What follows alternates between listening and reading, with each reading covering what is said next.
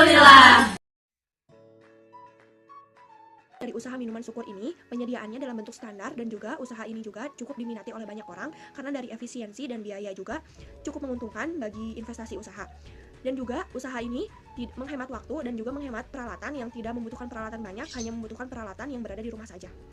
Yang ketiga ada tujuan usaha. Poin yang ke-1 yaitu untuk menambah pengalaman dan pengetahuan kewirausahaan dalam melakukan kegiatan usaha. Jadi kita mempunyai pengalaman baru dan wawasan menjadi luas dalam berusaha. Poin yang kedua yaitu memperoleh keuntungan. Dalam pandemi seperti ini, kita berusaha bisa menambah keuntungan dengan cara bisnis online dan mempunyai kegiatan baru untuk mengisi waktu luang. Dan untuk poin yang ketiga yaitu mewujudkan kemampuan dan kemantapan dalam berwirausaha. Yang selanjutnya yaitu sasaran. Yang pertama ada sasaran konsumen, kedua ada sasaran wilayah pemasaran, yang ketiga konsep pemasaran, yang keempat penetapan harga jual. Yang pertama sasaran konsumen. Kegiatan produksi dimulai apabila pesanan telah diterima, maka tanpa pesanan kegiatan produksi perusahaan minuman sehat ini tidak bekerja. Target pasar adalah seluruh kalangan masyarakat yang berefisien waktu dan tenaga. Yang kedua, wilayah pemasaran. Untuk wilayah pemasaran sendiri, wilayah Soreang, Banjaran, dan Pamengpeuk. Yang ketiga, konsep pemasaran. Dalam hal ini, kami sudah melakukan riset perbandingan dengan pesaing lain dalam usaha yang sama. Yang keempat, penetapan harga jual. Untuk menetapkan harga, kami sudah melakukan riset dan membandingkan dengan strategi harga produk yang kami miliki. Untuk visi dan misi dari kelompok kami dalam membuat usaha minuman sehat rumahan itu meliputi visinya ada dua. Yang pertama, membuat produk pengolahan dengan inovasi baru dan menjadi produk yang unggul. Yang kedua, menjadikan minuman tradisional menjadi yang utama. Mengapa demikian? Karena bahan-bahan tradisional itu lebih aman dibandingkan bahan kimia. Untuk misinya, yang pertama, mewujudkan produk yang bermanfaat bagi masyarakat dari pengolahan inovasi baru. Yang kedua, selalu berinovasi dengan produk tradisional. Selanjutnya, strategi pemasaran. Produk yang kami buat yaitu minuman sehat yang bermerek Syukur, susu kurma, dengan harga Rp9.888 per botolnya. Promosi yang kami lakukan ada 3 cara. Yang pertama, dari mulut ke mulut. Jadi, konsumen produk kami secara sukarela menceritakan pengalamannya setelah mengonsumsi produk dan menyarankan orang lain untuk membeli produk kami. Yang kedua, dengan media internet, contohnya Instagram, Facebook. Yang ketiga, dengan brosur atau pamflet. Produk kami juga dijual ke semua kalangan jenis. Selanjutnya adalah analisis pesaing. Analisis pesaing adalah bidang analisa strategis yang spesialis dalam pengumpulan dan analisis informasi tentang perusahaan pesaing. Analisis pesaing mempunyai 3 poin. Yang pertama yaitu dengan cara mengenali para pesaing. Yang pertama yaitu ada market position atau posisi pasar. Yang kedua ada strength atau kekuatan. Yang ketiga ada weakness atau kelemahan. Dan yang keempat ada market share atau saham. Yang kedua ada monitor strategi media sosial pesaing. Memproduksi susu kurma bukan hal yang baru di pasaran, maka dengan demikian kita sebagai salah satu penjual susu kurma harus mengetahui strategi media sosial pesaing kita dan selalu berinovatif untuk iklan di media sosial kita dengan cara demikian agar tidak tertinggal oleh para pesaing. Yang ketiga, kita harus mengetahui harga jual pesaing. Hal ini termasuk penting karena agar kita bisa membandingkan harga dan berkaitan juga dengan kualitas produk yang dibuat. Ada analisis SWOT. Yang pertama ada strength, yaitu kekuatan, membuka peluang usaha minuman sehat, cukup menyajikan kepada masyarakat yang cenderung konsumtif. Ada weakness atau kelemahan. Kelemahan dari usaha ini terdapat pada pemasaran yang hanya mengandalkan pesanan dan cenderung mengandalkan waktu yang tertentu. Ada opportunity atau peluang dari usaha ini akan sangat menyedihkan sekali. Hal ini dikarenakan saingan untuk usaha ini dikatakan belum layak. Ada risk atau ancaman dari usaha minuman ini hanya bertahan 7 hari, itu pun kalau disimpan di lemari pendingin. Proses produksi disebut juga dengan kegiatan pengolahan bahan baku dan juga bahan pembantu dengan pemanfaatan peralatan sehingga menghasilkan suatu produk yang bernilai dari bahan awalnya. Hasil dari kegiatan produksi adalah barang dan jasa.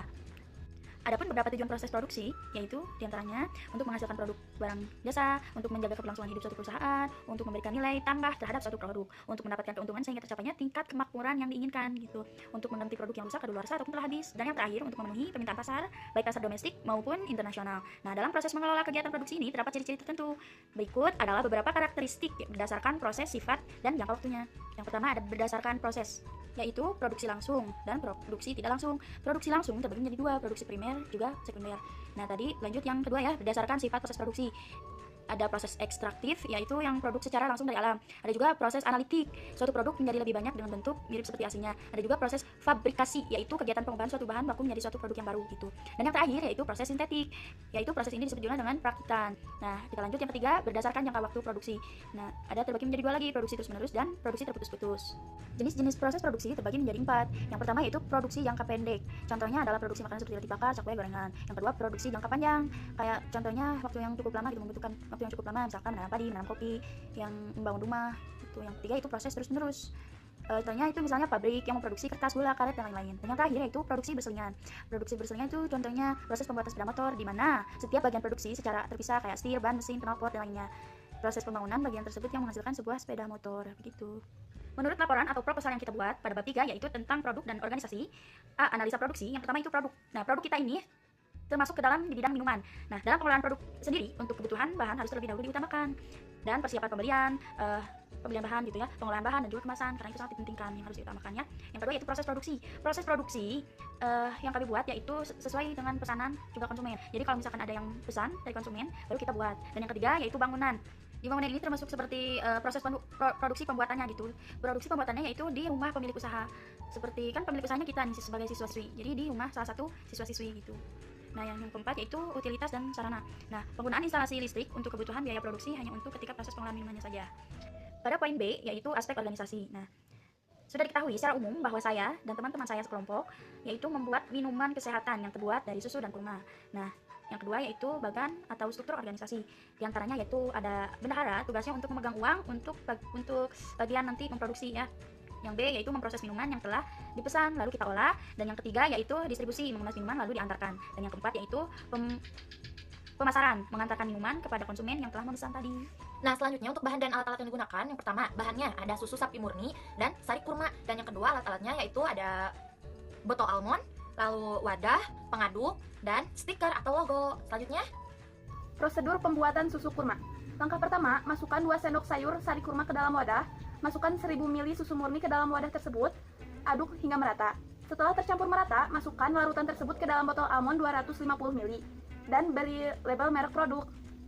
Modal awal pembuatan minuman syukur sebesar 50.000 digunakan untuk susu murni 1000 ml seharga 15.800, sari kurma 40 ml seharga 2.000, 4 botol seharga 8.000, stiker seharga 1.000. Laba yang digunakan 48/100 dikali 6.750, totalnya 3.240.